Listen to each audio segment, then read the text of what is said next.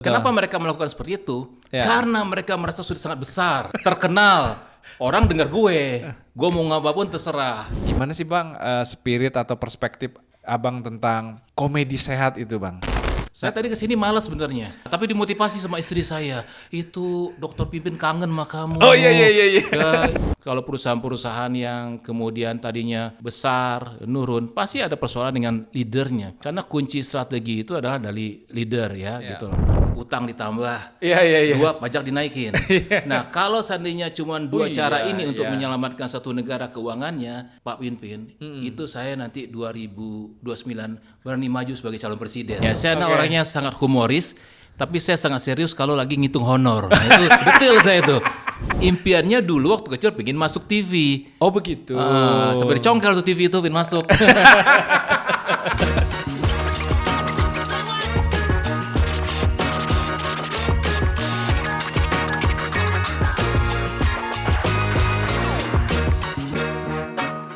Oke, selamat datang di Kulbis. Di Kulbis itu sesi membicarakan bisnis secara asik dan komprehensif. Ya, kali ini kita kedatangan tamu istimewa, salah satu living legend Indonesia, Bang Iwel Sastra. Terima kasih Pak Dokter Pimpin udah diundang ke sini. Ya,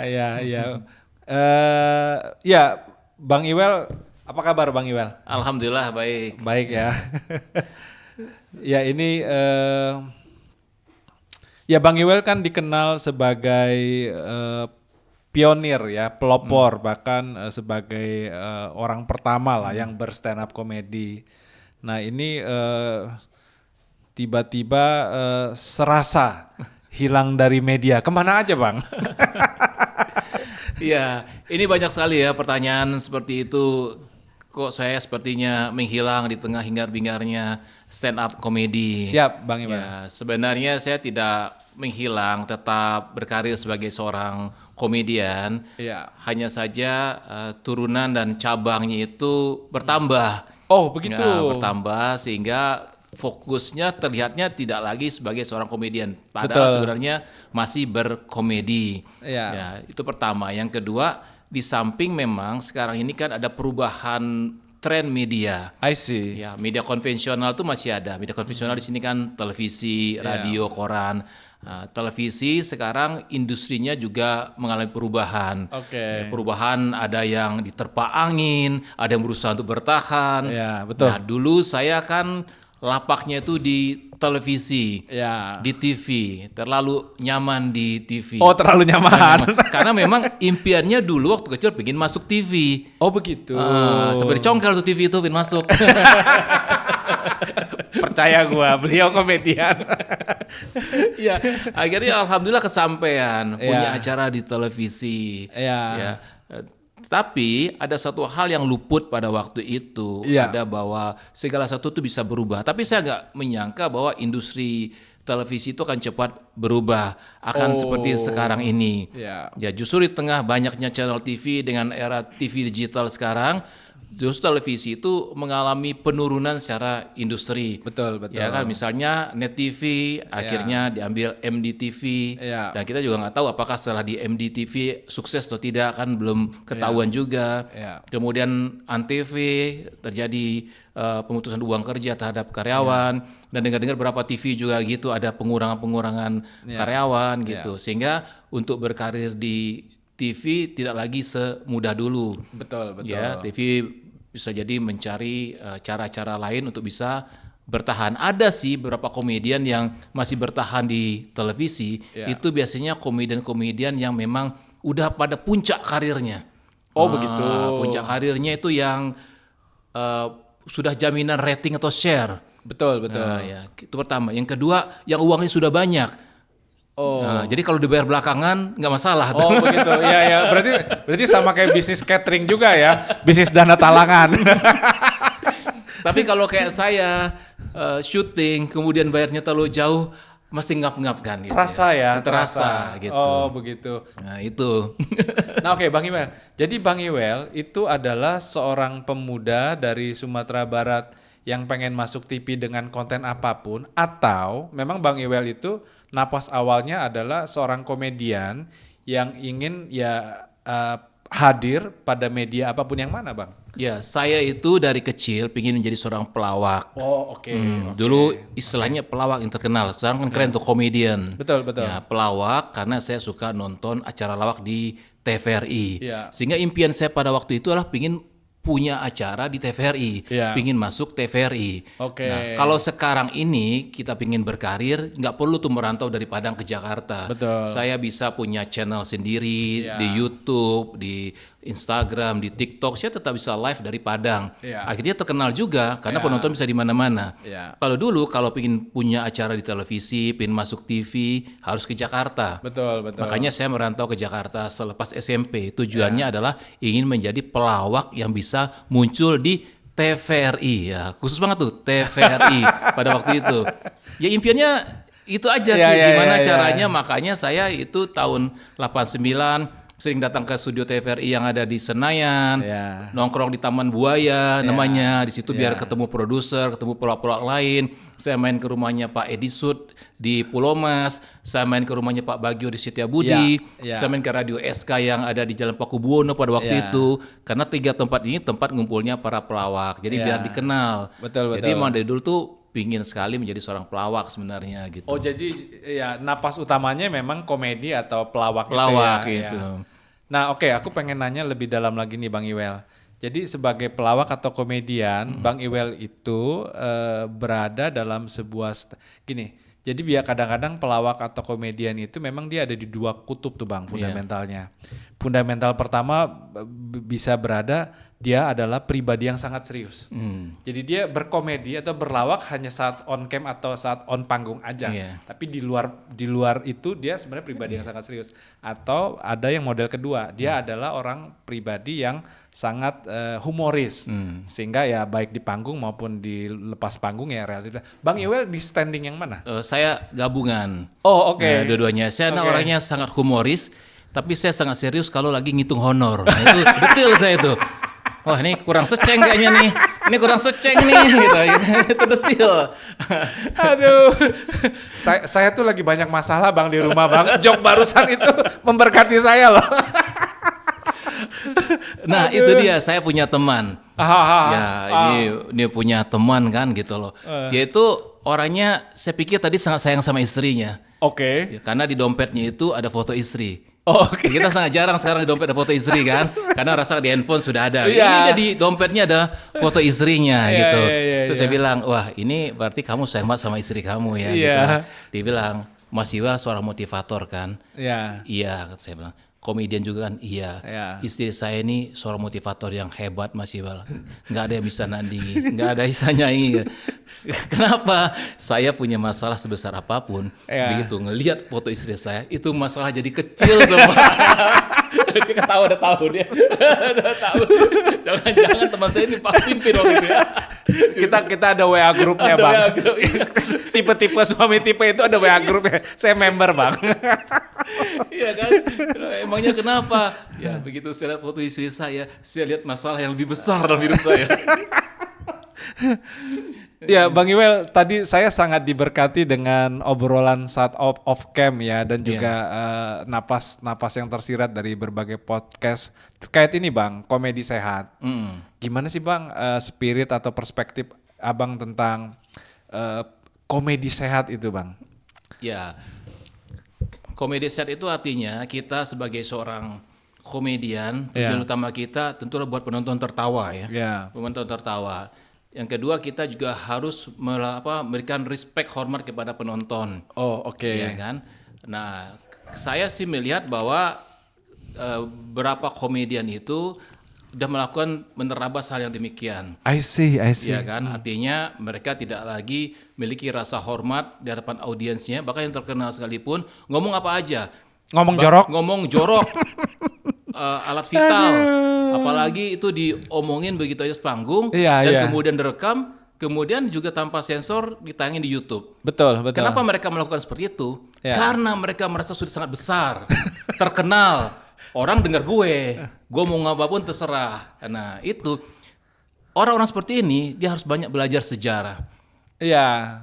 Sejarah artinya apa? Banyak kok orang yang pernah mengalami masa jayanya, Betul. Tiba-tiba nggak jadi apa-apa. Betul. Ya, tiba-tiba kemudian jatuh miskin.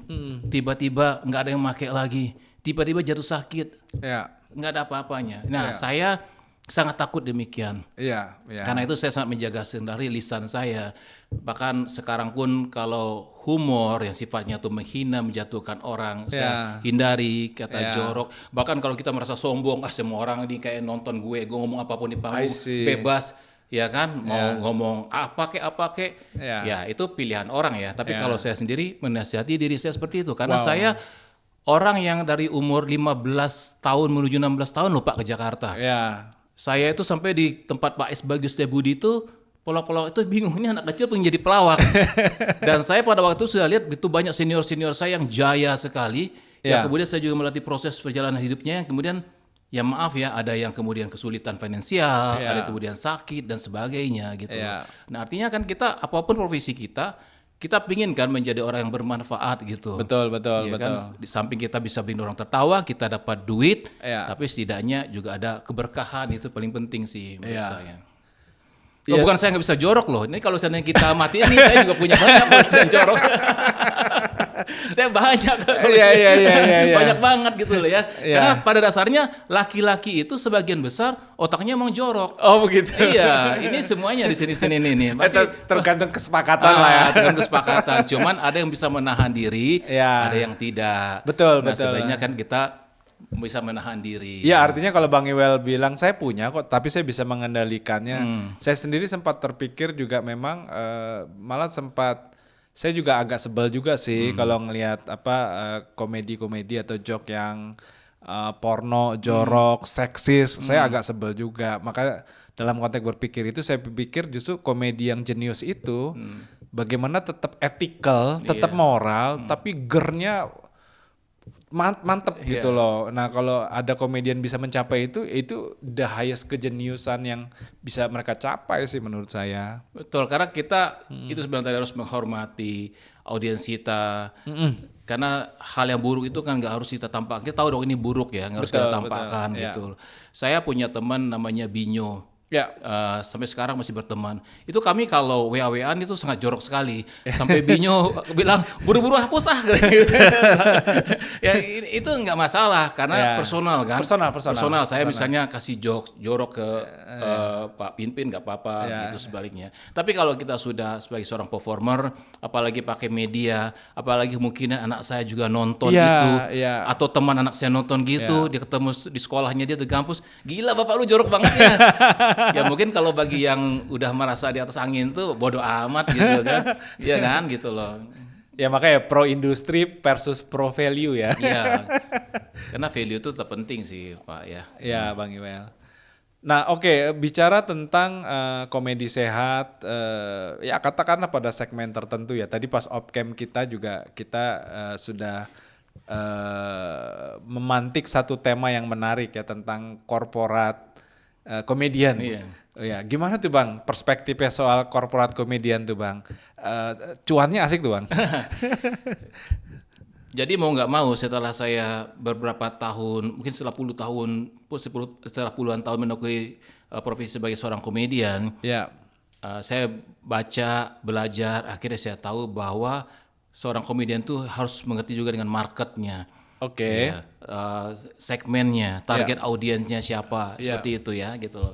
Nah, kalau saya pelajari kemudian dalam bisnis komedi ini ada beberapa cara ya kita untuk mendapatkan market. Satu dengan mengadakan pertunjukan.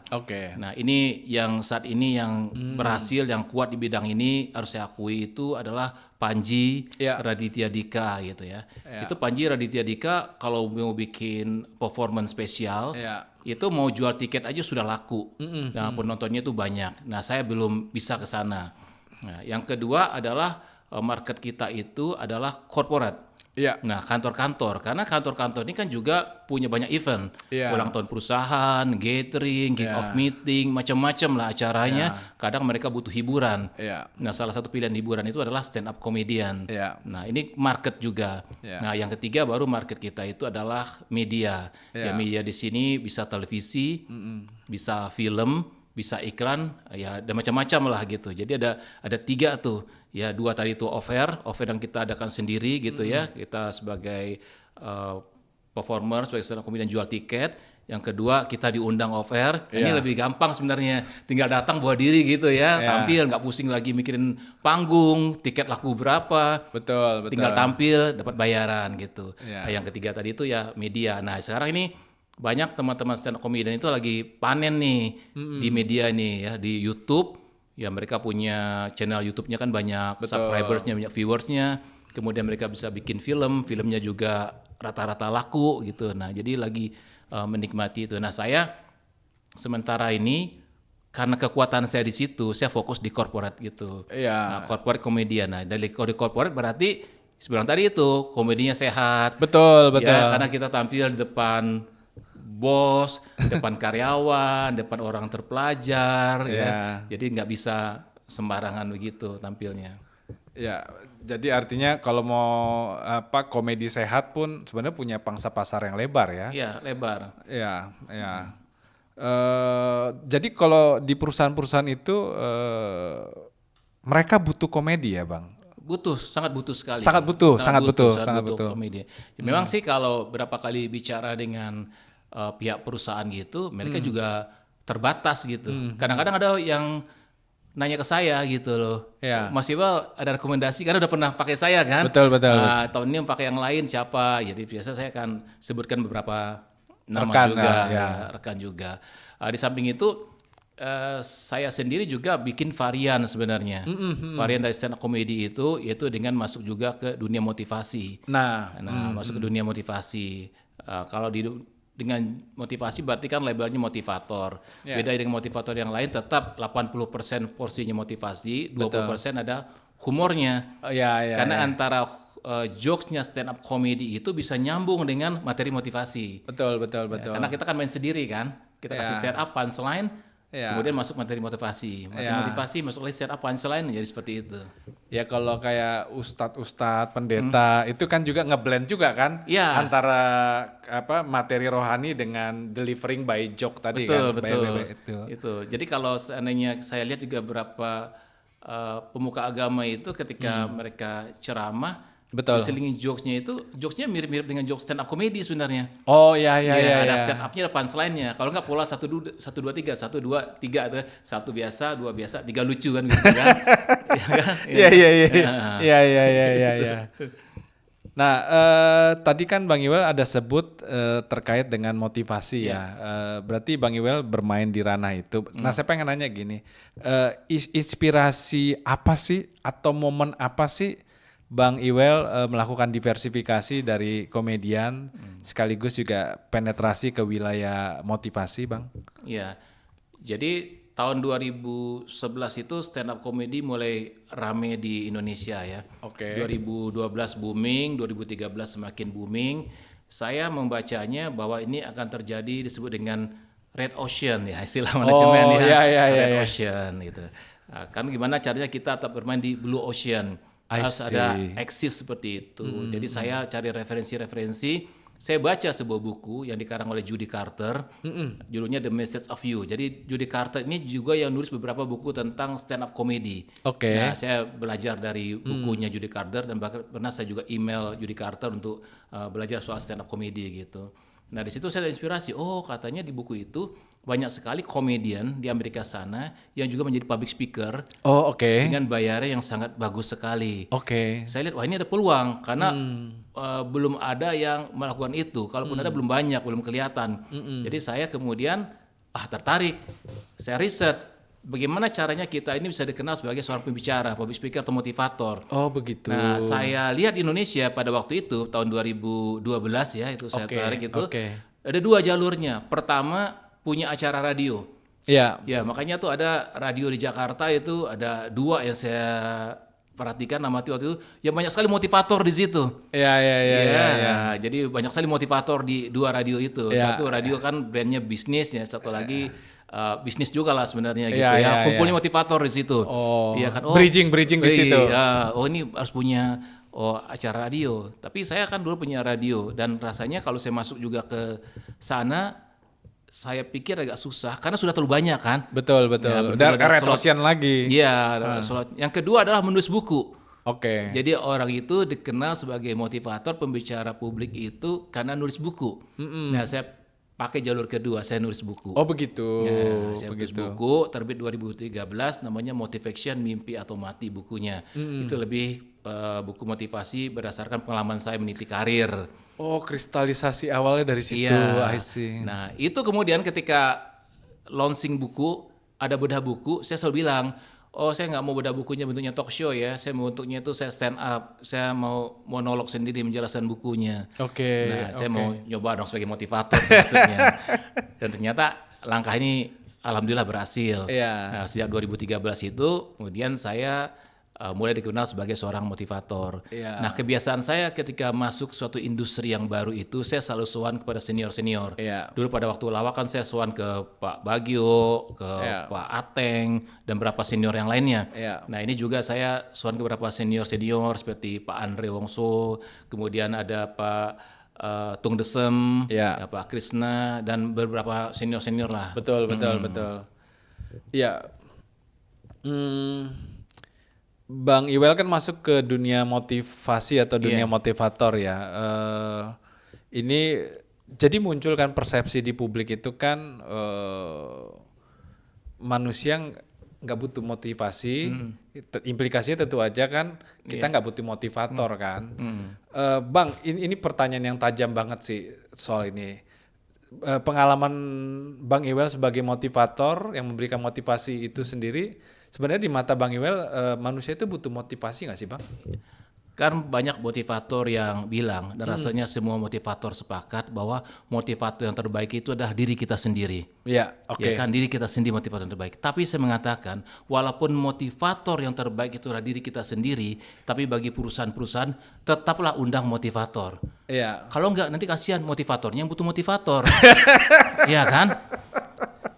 Oke. Waktu pandemi itu kan saya punya grup WA isinya para motivator. Iya. Waktu pandemi kan offer nggak ada, Iya. belum Zoom belum populer ya. Itu akhirnya para motivator saling memotivasi pada waktu itu. Nah, jadi saya bilang jangan bilang motivasi itu tidak butuh, bahkan seorang motivator pun butuh saling menguatkan. Ya. Akhirnya mereka yang kirim meme, kirim video, saling motivasi di situ. Maksud saya berarti gini Bang, berarti seorang motivator itu nggak harus terjebak jadi Tuhan kekuatan ya? Ya. Karena saya pemotivasinya, saya wajib selalu kuat, nggak begitu ya? Jadi seorang motivator itu pun kan mereka menjalani kehidupan juga sebagai manusia. Betul. Ya kan? Dia hanya akan tersenyum, mengatakan hidup itu harus diperjuangkan, hidup harus dijalani semangat. Kalau jobnya banyak, tapi kalau 3 bulan nggak ada panggilan, lemes juga tuh motivator. Dia butuh juga untuk mencari motivasi. Ada contoh menarik kenapa manusia itu butuh motivasi. Saya belajar dari Mike Tyson. Mike Tyson itu pada usia 17 tahun sudah menjadi juara tinju kelas berat dunia. Umur 21 tahun menjadi juara tinju sejati. Jadi ada beberapa organisasi tinju itu juaranya adalah Mike Tyson gitu.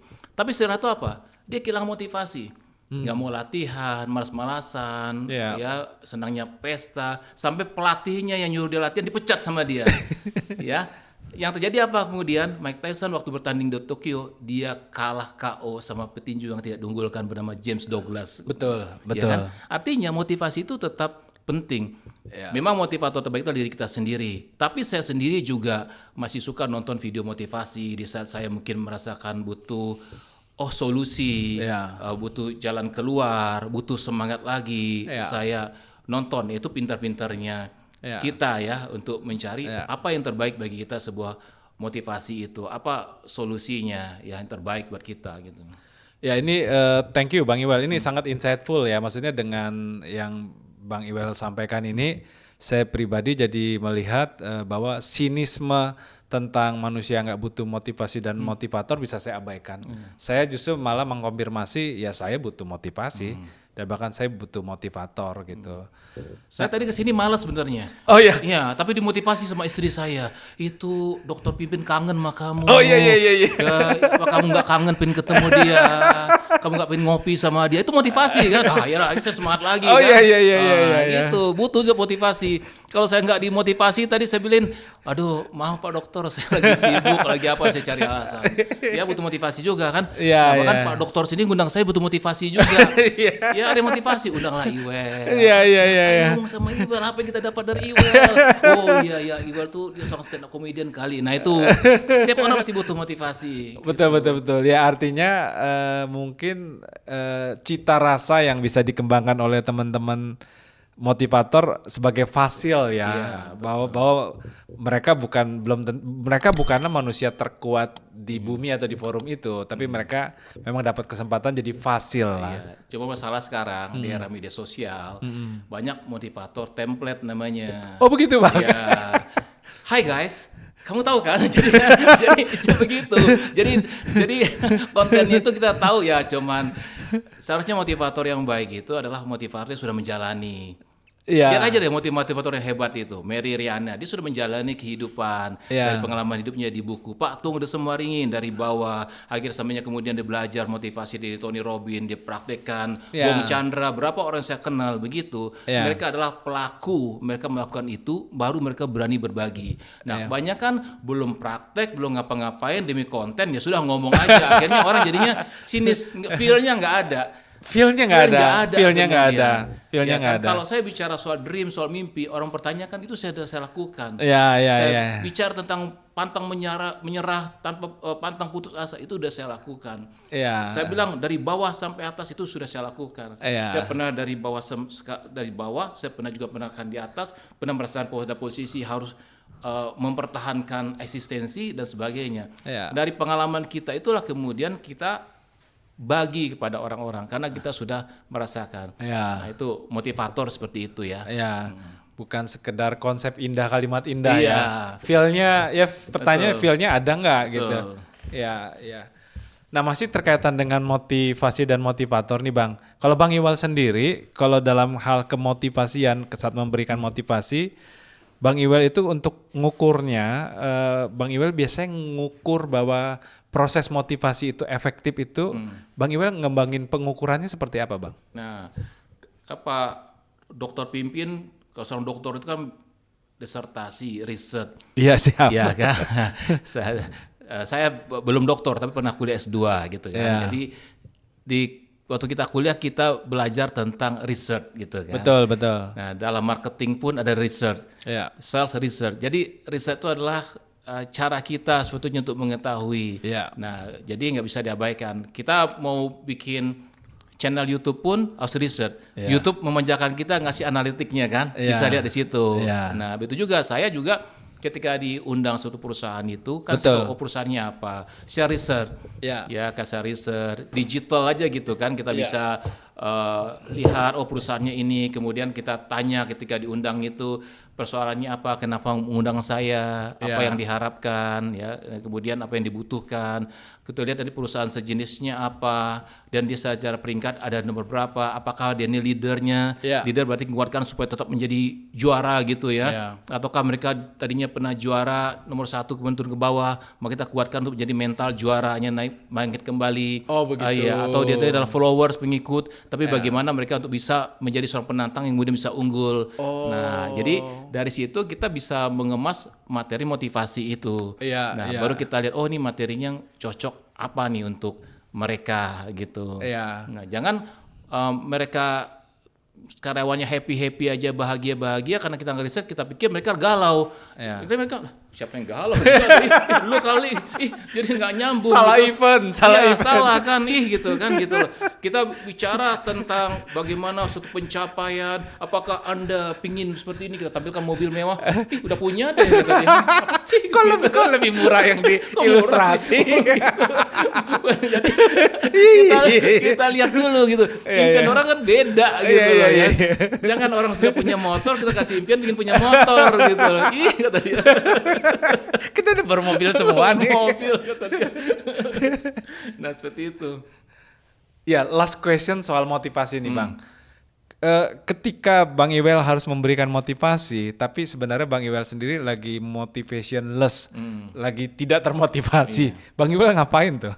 Ya, jadi kita tentu harus profesional ya. Iya. Jadi kan biasanya jadwal motivasi itu kita terima sangat jarang sih tiba-tiba hari hubungi besok. Iya. Ya pernah juga mungkin dalam konteks menggantikan teman itu bisa ya Iya. gitu.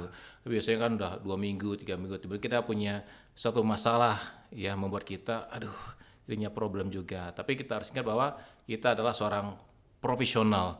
Jadi ketika kita di belakang panggung mungkin kita masih bisa kelihatan galau, masih mikirin. Tapi begitu kita udah di atas panggung, semua persoalan itu kita lupa. Sebuah masalah itu lupa. Kalau yang punya tagihan, semua tagihan lupa. Oh, itu menarik. Lupa, karena udah ini kita dunia kita saat yang kita hadapi gitu loh. Iya, Berapa iya. tampil 1 jam, 1,5 jam, 2 jam itu harus terlihat berbeda. Itulah profesional seperti itu. Ya, jadi kita harus bisa melatih diri kita demikian.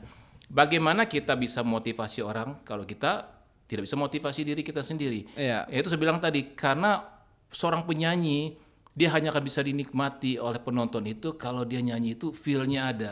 Feel-nya. Iya. Feel-nya. Semua lagu kan sama-sama kita pelajari nih sebuah lagu. Iya, Pasti iya. kita membawakan pasti beda dong. Betul. Sebuah lagu dinyanyi penyanyi A, B, C itu beda Iya. karena feel-nya, cara Iya, bernyanyinya, cara iya. dia menghayatinya. Iya. Puisi, orang tinggal baca puisi doang gitu. Tapi Iya. kan berbeda. Iya. Motivator juga gitu. Kita dia panggung itu apakah benar-benar motivasi itu ada dalam dirinya dia yang dikeluarkan kepada orang atau sekedar hafalan kata-kata atau template slide yang tinggal dibacakan gitu. Iya, Nah, iya. itu berbeda. Iya. Jadi karena profesional itu penting sekali. Ya makanya saya sangat diberkati dengan pernyataan Bang Iwel barusan. Artinya profesionalisme itu kristalisasinya bisa terbentuk ya, mentalitasnya bisa terbangun ya, Iya. dan artinya buat kita para profesional itu bisa jadi pegangan kita. Iya. Ketika kita lagi galau dan lagi nggak jelas arah, ya udahlah, ini minimum keyakinan saya seorang profesional itu bisa jadi pegangan ya Bang. Betul. Jadi ada satu contoh kecil ya Iya. di sebuah gedung gitu. Jadi berapa kali rapat itu saya perhatikan selalu punya masalah dengan mic. Mic-nya itu mati tiba-tiba. Baterai selalu gitu misalkan ganti baterai. Kalau seandainya operator yang kerja di situ dia menghargai profesinya dia, dia memiliki passionnya dia, Iya. dia profesional, maka dia ketika acara berakhir dia akan mikirkan ini nggak boleh terjadi lagi. Betul. Ini solusinya apa? Problemnya apa? Ya. Kalau berulang kali berarti dia tidak mencintai profesinya. Dia kan Ya. dianggap, alah kerjaan doang, yang penting dapat duit. Kerjaan kecil. Padahal ketika acara itu berlangsung dengan baik, seharusnya dia puas. Oh, dia sudah memberikan kontribusi, Ya. udah bikin orang lain senang, Ya. nggak bikin orang lain dongkol. Kan itu profesinya dia. Ya. Nah, kalau dia kemudian melakukan itu secara profesional, Ya. dia menghargai pekerjaannya dia, maka keajaiban itu bisa datang. Waduh, keren. Ya, keajaiban itu apa? Misalnya Pak Pinpin jadi peserta, dia soundnya bagus ya, lihat operatornya, Mas sudah lama kerja di sini. Betul. Saya punya itu, kalau podcast ngerti nggak? Saya punya podcast, mau nggak kerja Iya. di gini-gini atau itu saya butuh itu direkomendasikan orang. Ya. Jadi aura itu akan terlihat sehingga rezeki itu akan menarik dia. Ya. Nah gitu. Jadi kalau dia salah-salah gimana dia mau Ya. mendapatkan? Itu simple, kecil. Dimanapun saya lihat kadang-kadang orang tidak menghargai pekerjaannya, dia merasa bahwa dia akan berakhir dengan pekerjaannya itu. Ya. Padahal keajaiban itu bisa datang kalau dia profesional, dia dengan senang hati melakukan itu. Ya teman-teman ya, keajaiban dari profesionalisme ya, jangan salah spirit, jangan berharap keajaiban dari kesembronoan, keajaiban dari keasal-asalan, itu salah teori, salah spirit. Ya, very insightful, Bang Iwel, very insightful. Ya, keajaiban dari profesionalisme. Bang, kita geser dikit lagi nih, Bang. Bang Iwel juga kalau di Instagramnya kan saya lihat juga menaruh fokus kepada leadership ya, ke-leadershipan. Bang Iwel, kenapa sih suka kepada dunia leadership, Bang? Ya, jadi saya sempat berapa tahun dulu di sebuah stasiun televisi itu punya acara parodi politik. Oke. Ya, di parodi politik itu kebanyakan biasanya melakukan kritik ya, kritik sosial. Salah satunya kepada para leader atau pemimpin. Ya. Nah, saya melihat bahwa keberhasilan suatu organisasi organisasi yang besar negara, organisasi perusahaan, rumah, itulah dari leadernya. Oke. Ya kan, seorang leader yang kreatif, leader yang punya hati, leader yang cerdas itu bisa membawa kepada perubahan yang lebih baik. Iya. Ya kan, kalau leader yang nggak kreatif maka dia seolah-olah terkesan bijak, terkesan memiliki policy gitu kan, yang bagus gitu kan, padahal tidak sebenarnya. Oke. Gitu. Contohnya, misalnya negara ini sulit uang misalnya ya. Oke. Misalnya kesulitan uang negara ini. Kalau leader yang kreatif, maka dia akan mencari cara yang kreatif untuk bisa menghasilkan uang. Iya. Kalau yang tidak kreatif, maka gampang caranya. 1, utang ditambah. Iya. 2, pajak dinaikin.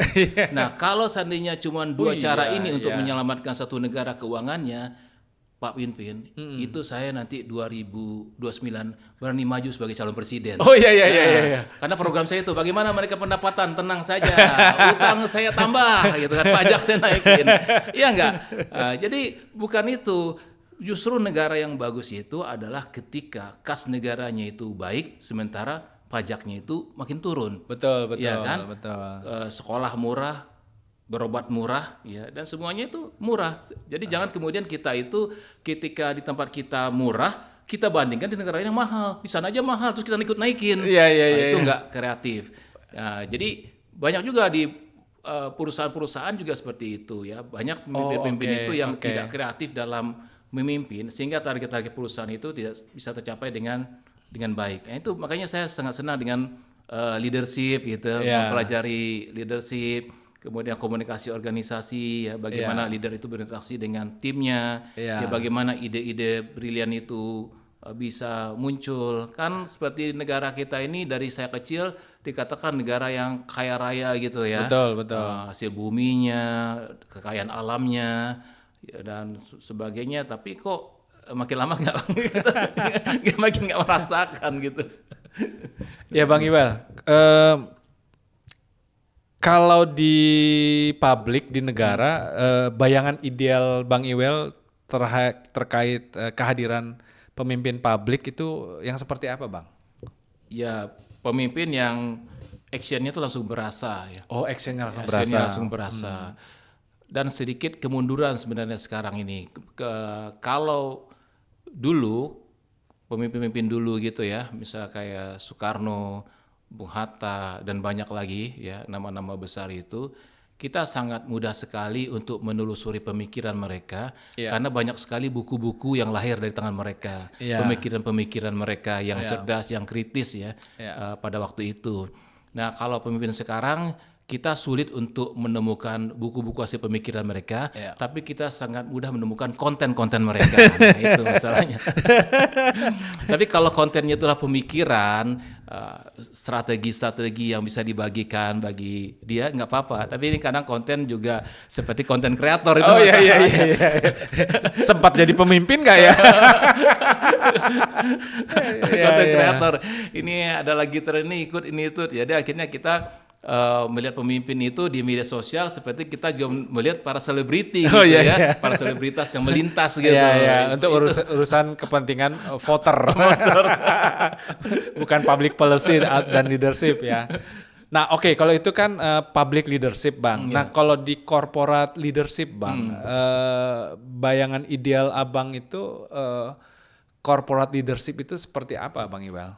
Sebenarnya paling gampang itu niru klub bola aja sebenarnya sih. Oh begitu. Iya, klub bola. Klub bola itu kita leadernya itu adalah pelatih.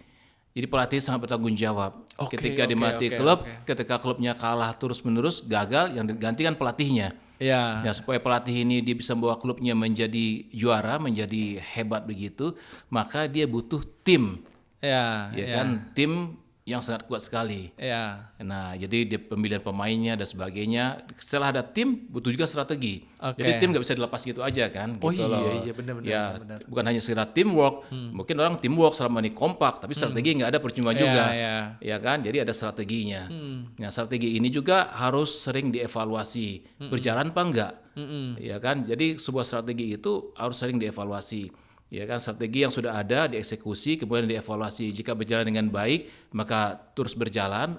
ditambahkan ada perbaikan-perbaikan. Kalau tidak, maka harus segera juga diubah gitu. Jadi timeline-nya tuh mesti jelas. Nah, kebanyakan selama ini kan leader ketika menggunakan perusahaan itu tidak punya strategi, jalan begitu aja, begitu ya. Bahkan tidak memiliki timeline yang jelas, kemudian juga tidak merekrut tim yang kuat, dibiarkan begitu saja, gitu loh. Jadi timnya pun harus juga dibikin ya sama seperti bola itu. Mereka ketika ada di klub, jadi misalnya gini, Pinpin adalah warga negara Indonesia, tapi bermain untuk klub Italia misalnya.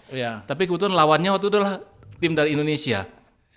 Kan, gitu kan. Berarti dia rasa memiliki terhadap klubnya itu kan tinggi sekali gitu sampai segitunya. Jadi orang yang ketika bekerja di perusahaan itu, dia harus benar merasa memiliki dia bagian dari perusahaan. Dia bukan karyawan. Jadi sense of belonging itu harus dibangun ketika dia merasakan, wah ini ada perusahaan saya juga, tempat saya mencari nafkah bersama teman saya gitu ya. Nah, itu dibangun.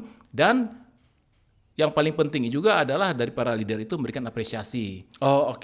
Jangan nanti cuma dimotivasi, diinspirasi, tapi nggak ada apresiasi gitu apresiasi ketika udah berhasil, leadernya doang yang kipas-kipas enak gitu ya. Yang ini tim nggak diapresiasi gitu. Iya, ketika Bang Iwel cerita tentang ke-leadershipan seperti itu, visualnya sih terasa nih, keren-keren.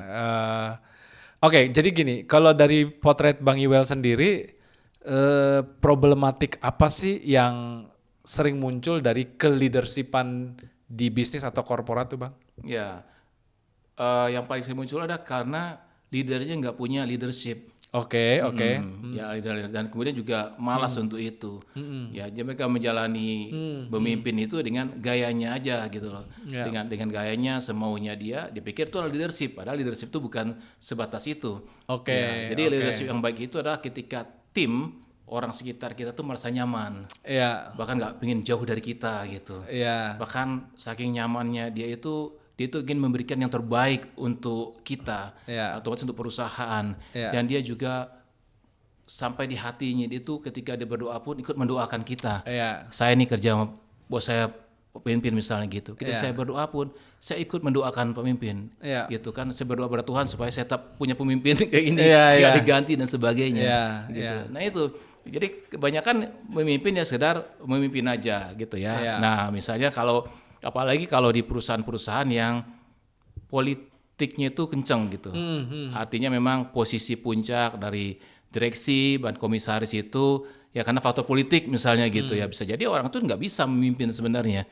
Ya tapi nggak bisa diganti juga. Ya karena apa? Karena politis banget gitu. Akhirnya ya terjadi kemudian perusahaan merugi, lama-lama bangkrut ya seperti itu. Kita lihat kan kalau perusahaan-perusahaan yang kemudian tadinya besar, nurun, pasti ada persoalan dengan leadernya.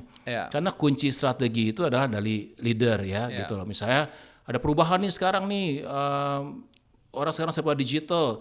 Nah kalau seandainya leadernya nggak punya digital mindset gimana? Kan, jadi ngos-ngosan. Anak buahnya mungkin ada gen milenial, ada gen Z yang paham. Bosnya ini misalnya Gen X atau baby boomers itu dia nggak berusaha untuk memahami, itu kan juga jadi pincang jadinya gitu. Ya saya tertarik tuh dengan kepolitikan organisasi kan office political gitu. Kalau menurut Bang Iwel sendiri kepolitikan dalam kantor itu bisa disolusikan nggak sih dengan ke-leadershipan atau kepemimpinan? Artinya gini, apakah kalau saya menggembleng diri sebagai pemimpin atau memiliki kepemimpinan yang baik, office political itu nggak jadi isu, atau memang kalau kita orang baik ya cabut aja cari kantor yang sehat gitu? Jadi kalau leader yang baik itu politik kantor itu bisa dikelola dengan baik. Oke. Bisa menjadi ajang kompetisi yang sehat. Bisa dalam perspektif itu itu. Jadi kan politik kantor itu kan sebenarnya karena ada orang-orang yang pingin jalur cepat, disukai oleh bos, jalur cepat naik pangkat, jalur cepat untuk dipuji, sehingga melakukan hal-hal yang sebenarnya itu tidak sehat. Nah kalau leader melihat itu, wah bisa dikelola dengan baik, bagaimana politik kantor itu menjadi kompetisi yang sehat. Dia tahu nih, oh si A ini lagi cari muka sama gue ya nggak apa-apa, tapi jangan sampai kemudian Jangan sampai si B ini kemudian gua Korbankan. Dia gua kasih ruang juga gitu. Ya. Sampai nanti gua akan melakukan pendekatan ke dia nih gitu. Caranya dia. Dia tahu jajak ngobrol berdua tapi yang informal pergi. Itu gimana? Oh, kamu kayaknya gini, dia motivasi, inspirasi. Ya seperti itu kan seharusnya leader itu. Tapi jangan kemudian leader itu dalam politik kantor tuh kebawa permainan dari anak buahnya. Pak gini, oh iya, saya juga ada segini, ini ya, ini dikorbankan, Benar. Tapi kalau gitu harusnya apa kebijaksanaan ya dari seorang leader itu seperti apa? Dia mencari muka nih. Ini anak sebenarnya pinter, cuma dia bukan tipe anak yang cari muka. Dia ini kerja aja. Saya wajib angkat ini. Saya wajib nih ajak ngobrol dia nih, gitu kan. Ini anak nih kayaknya, emang kata teman-temannya dia asik sendiri, tapi kerjanya bener. Kita punya ketajaman lihat itu cuma dia nggak gaul aja, temannya ngajak nongkrong dia nggak mau, temannya ini dia sibuk sendiri, nggak masalah. Mungkin dia memang begitu lifestyle-nya, gaya hidupnya dia seperti itu. Jadi leader harus memahami seperti itu gitu loh. Nggak bisa langsung ikut vonis ya seperti yang dikondisikan oleh teman-teman yang lain. Gitu. Betul. Iya. Levelnya wisdom banget ya. Ya artinya kalau pengen jadi leader, harus siap-siap masuk ke level wisdom lah ya. Iya, harusnya begitu. Ya nggak bisa mau subjektif, mau nggak. Kalau tadi Bang Iwal ceritakan tuh kita harus melebar ya, siap beradaptasi dengan berbagai kondisi yang muncul dengan tim kita katakan gitu. Iya. Nah Bang, kita bergeser sedikit lagi nih Bang. Jadi kan Bang Iwal juga kan di Instagram kan tuliskan juga melatih atau punya konsentrasi ke bidang komunikasi ya.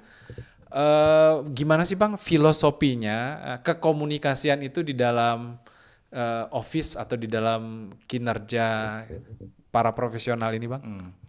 Iya, saya memiliki ketertarikan komunikasi itu karena memang dari dulu itu pekerjaannya nggak jauh dari komunikasi ya gitu ya. Betul. Saya pernah jadi penyiar radio, kemudian menjadi MC kan komunikasi juga, pahlawan komunikasi juga gitu ya. Jadi nah kalau kita tarik tadi dalam organisasi kan ada sebutan komunikasi organisasi. Betul. Nah komunikasi organisasi itu kan ada yang atas ke bawah, bawah ke atas, ada yang ke samping gitu kan, ada yang melingkar dan sebagainya gitu. Nah artinya komunikasi itu memang suatu yang harus dijadikan tradisi yang baik. Ya dengan jadi jangan sekarang ini mentang-mentang udah ada grup WhatsApp gitu. Udah banyak emoticon. Males tulis. Nggak mau tatap muka gitu kan gitu. Tetap harus ada tatap muka juga gitu. Ya kalau saya dengan Pak Dr. Pimpin kan di grup sering timpal-timpalan gitu ya kan. Kan beda dong emoticon, kadang WKWK, kasih buka, kasih apa, kasih ketawa dan sebagainya. Iya kan beda kalau kita ngobrol begini. Kan feel-nya kan berbeda. Nah, salah satunya gitu. Jadi seorang leader itu juga harus sering-sering lah ngajak tatap muka. Tim itu juga harus sering ketemu.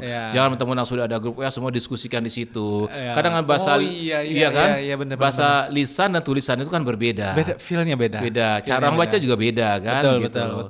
Ya kan nggak pakai kurang tanda tanya bisa berbeda. Salah kata suruh bisa berbeda gitu kan. Ya jadi kan bisa apa namanya terjadi nanti salah tafsir gitu kan. Nah, jadi tetap ketemu. Kedua, dengan bertemu itu akhirnya kita juga mengerti komunikasi personal seseorang gitu. Kan sebelum kita masuk komunikasi organisasi kan komunikasi antar personal. Kan jadi komunikasi personal orang itu seperti apa. Jadi kan saya dengan bicara kalau saya nggak pernah ketemu dengan Pak Dokter nih, saya nggak tahu cara ngomong kayak apa ya. Coba lihat WKWK di grup ya. Orangnya sangat menyenangkan, sering senyum, sering ketawa, ramah. Ini kalau setiap kali ketemu pulang suka ngasih duit gitu kan. Kan gitu ya. Jadi kita jadi ngerti, jadi paham ya komunikasi personal. Nah kalau kita sudah paham komunikasi personal itu, seorang leader akhirnya tahu. Jangan sampai nanti kalau leadernya nggak pernah ngomong sama si B, ngomong B dia nggak ada bayangan. Gitu ya. Betul. Yang mana anaknya? Oh gitu ya. Dia langsung kemakan gitu kan gitu loh. Nah, artinya kan memang gini kalau pemimpin itu kan gini ya. Artinya kan atas kan ke bawahnya ada bawahnya. Jadi artinya bukan di atas ini langsung ke bawah sini, tapi kan tiap leader itu kan memiliki struktur ke bawah kan. Itu yang melihatlah gitu. Ya, siapa yang langsung interaksi dengan dia. Sehingga dia pun bisa secara objektif nanti merekomendasikan ke atasnya. Enggak Pak, anaknya enggak gitu kok. Emang dia itu kerjanya benar, cuma dia tuh mau pemalu, anaknya introvert. Kalau situ kan extrovert. Jadi mereka memang beda gitu. Bisa dijelaskan. Ya, vital itu ya komunikasi. Bang Iwal gini, jadi kalau kayak untuk training kepemimpinan, training komunikasi, itu bisa di-deliver dalam 1 hari nggak sih Bang? Atau sebenarnya idealnya training-training seperti itu di-deliver dalam berapa lama Bang? Ya, kalau saya sih pingin selama-lamanya ya. Kalau selama-lamanya kan bisa 7 hari kan bayarannya per hari gitu. 7 kali. ini trainer terjujur se-Indonesia berarti ini. Sebenarnya tergantung ya kebutuhannya apa. Karena kalau sisinya motivasi 2 jam itu cukup. Tapi yang harus diingat bahwa sebenarnya seorang motivator itu tidak bisa mengubah orang dalam waktu 2 jam. Tapi yang dia bisa lakukan adalah mendorong orang melakukan perubahan selama 2 jam itu. Dan semoga setelah acara itu selesai, 2 jam ini nyangkut di hatinya, nyangkut di pikirannya, sehingga dia mau berubah gitu. Ya bisa juga bikin setengah hari, 1 hari. Itu tergantung sih dari kebutuhannya seperti apa. Need gitu. analisis ya Bang? Ya, need analisisnya di situ di jadi itu ya. Problem komunikasinya seperti apa. Betul. Ya kalau belajar public speaking misalnya nggak cukup 1 jam 2 jam kalau itu suatu hari ya. Di samping belajar tentang teorinya, prakteknya harus banyak. Karena public speaking kan gitu kan hampir sama kayak belajar setir mobil. Kalau belajar setir mobil cuma belajar teorinya doang nggak praktek kan nggak bisa. Sama dengan public speaking seperti itu. Itu contohnya seperti itu. Siap Bang Iwel. Nah oke, Bang Iwel, kita udah di penghujung acara nih Bang Iwel. Kalau berkenan bisa nggak ngasih motivasi Bang, entah 30 detik. Syukur-syukur dengan cita rasa komedi pada konteks kepemimpinan Bang, khususnya kepemimpinan di kantor. Kalau ada monggo Bang. Iya, baik. Jadi saya akan bicara tentang, karena tadi soalnya leadership. Jadi menjadi seorang leader itu kita harus selalu ingat gitu. Pertama, ingat pada diri sendiri, ya kita ini seorang leader. Kalau kita lupa kita seorang leader, nanti waktunya jam kantor nggak kantor, lupa gitu kan sebagai seorang leader. Yang kedua, harus juga ingat kepada tim. Ya, kalau nggak ingat pada tim, nanti di kantor nanya, loh ini siapa gitu ya. Jadi bingung ya. Yang ketiga, harus ingat apa yang dikerjakan ya.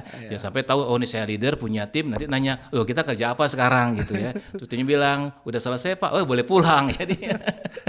Jadi nggak ada apa-apa. Jadi intinya menjadi seorang leader itu kita memang harus memahami tugas kita sebagai seorang leader, bukan hanya sekedar memimpin, tapi juga memberikan motivasi, inspirasi, dan apresiasi tentunya kepada tim yang berada di bawah kita. Nah dengan demikian kita bisa mewujudkan target-target yang sudah ditetapkan ya, yang ingin dicapai itu insya Allah bisa tercapai dengan baik. Nah satu lagi, jangan lupa kalau leader yang sudah berkeluarga, punya istri, ya tengok-tengoklah WA-nya ya. Jangan sampai nanti di kantor semua urusannya beres, nyampe rumah ada urusan lagi gitu.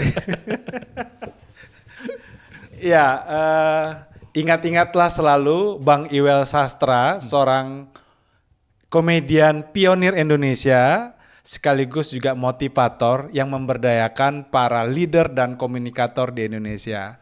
Bang Iwel, thank you ya. Makasih, udah hadir sama-sama. dan memberikan warna buat kita semua. Sama Pak Pimpin. Thank you Bang. Iya.